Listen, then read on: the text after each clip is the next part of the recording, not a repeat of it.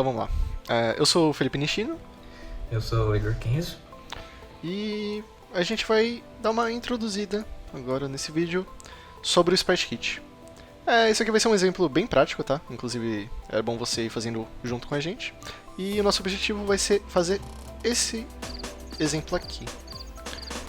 Como você viu, vai ser bem simples. Vai ser uma bolinha que vai começar aqui em cima, ela vai ir caindo pelas plataformas, fazendo sons e iluminando o seu caminho. Então, deixa eu fechar aqui. E vamos começar criando o nosso projeto. Criar um novo projeto no Xcode, então ele vai ser um game, certo? Vou colocar um nomezinho aqui, qualquer. Demo Sprite Kit. E aqui já está tudo certinho. E pronto, criamos nosso projeto. Quando você cria seu projeto, ele, como todo exemplo de programação, ele tem que ter um Hello World. Por que não? Só que a gente não vai usar. Então, tudo relacionado a ele, tanto no GameScene.sqs como no .swift, a gente vai deletar para deixar mais limpo o código, para a gente conseguir explicar melhor nosso exemplo e porquê e os nossos passos. Então, terminando isso, a gente vai ficar com só a classe e uma função, e a gente vai importar os nossos assets. Inclusive, esses assets vão ser os que a gente vai usar nesse exemplo, são só esses três, e eles vão estar linkados no repositório que a gente vai disponibilizar depois do GitHub. Então vamos importar aqui os nossos dois áudios, certo? E nos assets vamos colocar essa nossa imagem. Tá. Bom, tudo certinho. E vamos começar pelo começo agora, né? Pela parte mais básica do Sprite Kit. Apresentando a forma mais simples, o elemento mais simples que ele tem, que no caso é o Color Sprite, ou o Sprite Node, certo? Então, é bem simples, ele é basicamente uma imagem, uma forma, né? Nesse caso é sempre um retângulo, pelo menos pela interface gráfica.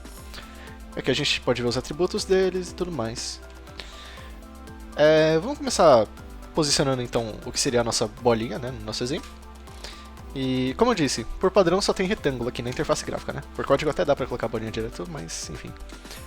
Como a gente está fazendo por aqui, é para isso que a gente vai usar aquela imagem que a gente acabou de importar. Então a gente coloca aqui a nossa bolinha e eu vou começar a fazer a mesma coisa para as plataformas.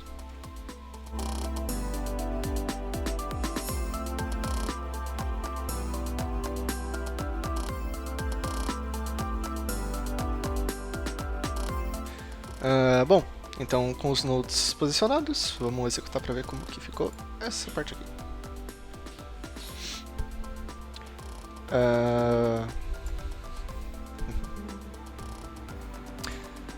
Bom, como eu disse, a gente acabou de posicionar basicamente imagens, né, na nossa cena. Então, é isso que a gente tem aqui, uma imagem. E pra gente conseguir deixar mais parecido com o nosso objetivo, que seria uma bolinha caindo enquanto encosta nas plataformas, a gente precisa adicionar uma física.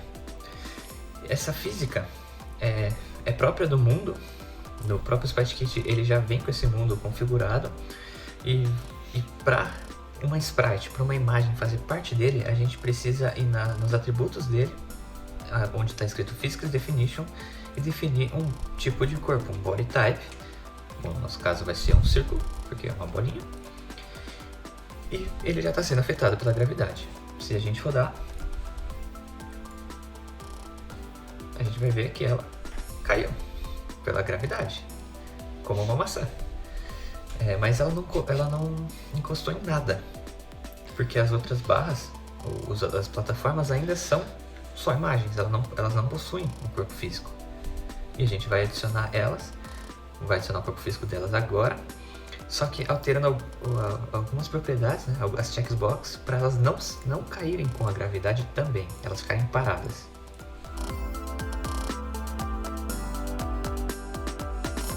Agora, se a gente executar, bom, a bolinha já está tendo contato com as plataformas e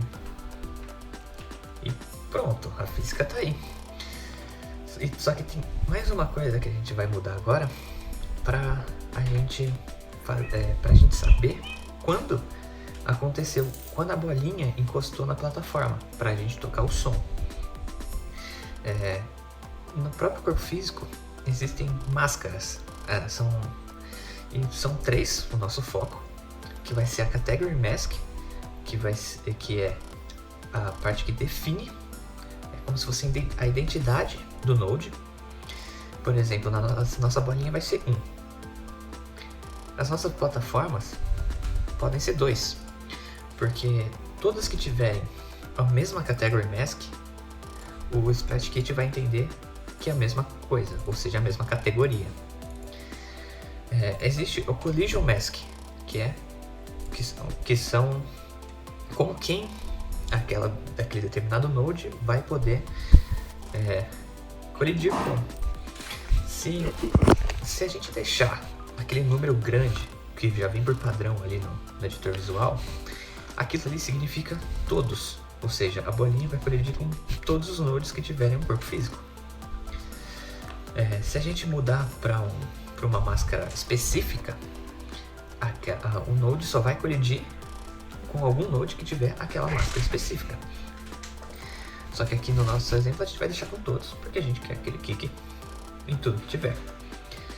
E agora, o que vai nos fazer escutar, não ficar sabendo de que ocorreu algum contato, vai ser o Contact Test Mask, que vai ser a 4ª ali nas listas, que está setado como 0, que é o padrão para nenhuma.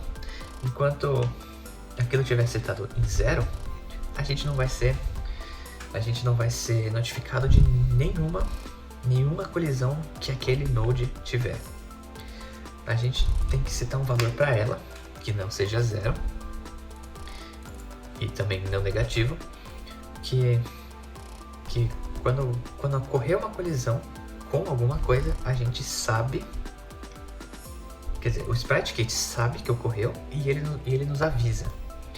Só que para saber disso, a gente precisa implementar uma coisa no código que é um protocolo, que é o SK Contact, Physics Contact Delegate, que é um protocolo que cuida da física de contatos, né? E pra gente falar olha, eu quero usar essa função, a gente precisa primeiro colocar aquele protocolo e falar que o mundo físico, né, o Physics World dessa cena vai ser controlado pela nossa classe. Então, por isso o self ali. E agora a gente pode implementar a função did begin contact, que vai ser toda vez que o Splatkit nos notificar que ocorreu um contato, aquela função é rodada. Só que a gente não vai mexer nela agora, que a gente vai implementar outra coisa bem divertida também, que é a iluminação. Ela é feita por um node, então você vai encontrar naquele mesmo painel que você puxou os Color Sprite. Ele é chamado de Light porque ele emite uma luz. Essa luz tem um código. Se você for ver ali no Attributes Inspector, é o Lighting Mask, que está setado como 1. Aquele código serve para falar, o código desse Light Node é 1. Então a gente vai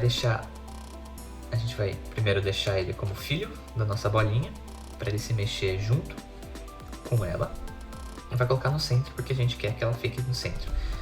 E nos outros nodes, que a gente quer que seja afetado pela iluminação, a gente vai lá no Lighting Mask, e coloca o código daquele Light Node.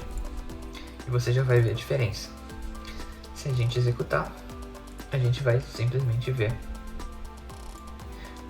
o que a gente queria. A gente já está bem mais perto do nosso objetivo final. E você viu que é uma luzinha que sai seguindo.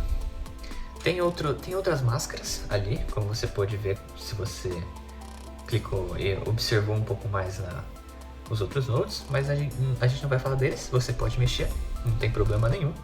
Você pode fazer o seu exercício. E a única coisa que falta agora é colocar o som quando acontece algum contato e um somzinho de fundo.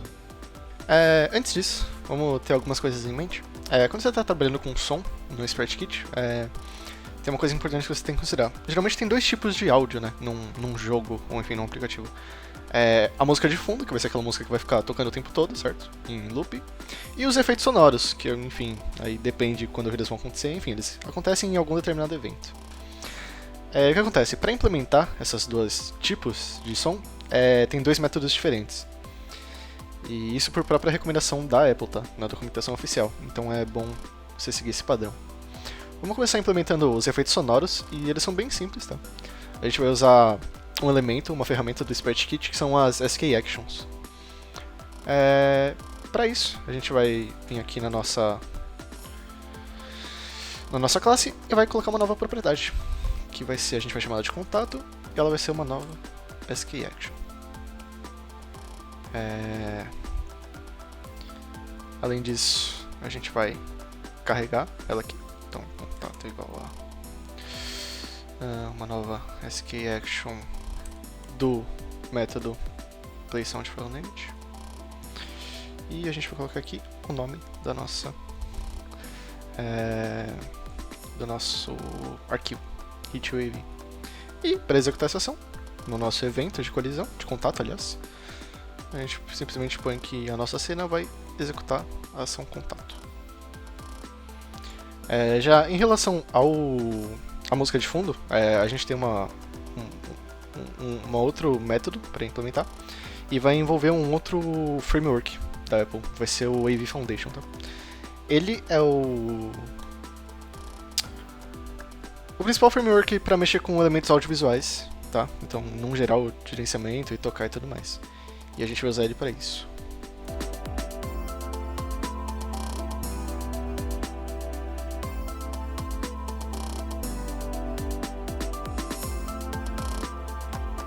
Primeiro a gente define a nossa propriedade, mesma coisa da action. Só que para carregar ela a gente vai fazer uma coisa um pouquinho diferente. A gente cria uma path, a gente coloca uma constante, uma path, ou seja, o caminho de onde esse arquivo está no nosso projeto, certo? Então aqui a gente acessa diretamente por código o nosso arquivo, nesse caso chama Grilos, certo? E a gente salva esse caminho, esse endereço.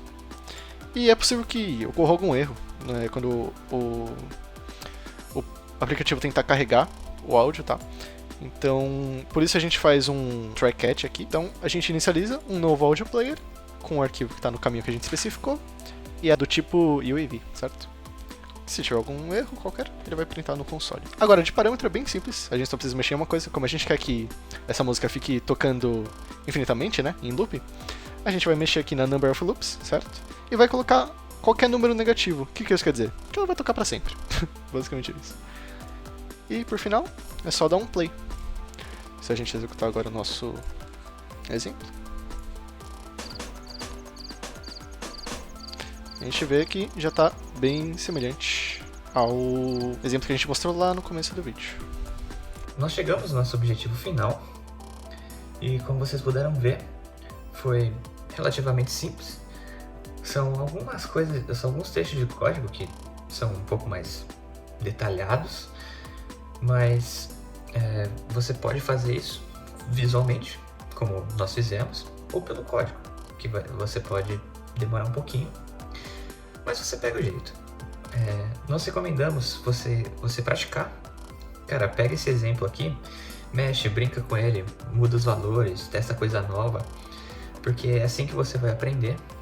Quando você estiver fazendo isso, lembre sempre de consultar a documentação, porque é lá onde você vai sempre encontrar tudo. E caso você queira uma explicação mais detalhada sobre as coisas que a gente usou aqui, consulta o artigo que a gente deixou na descrição do vídeo.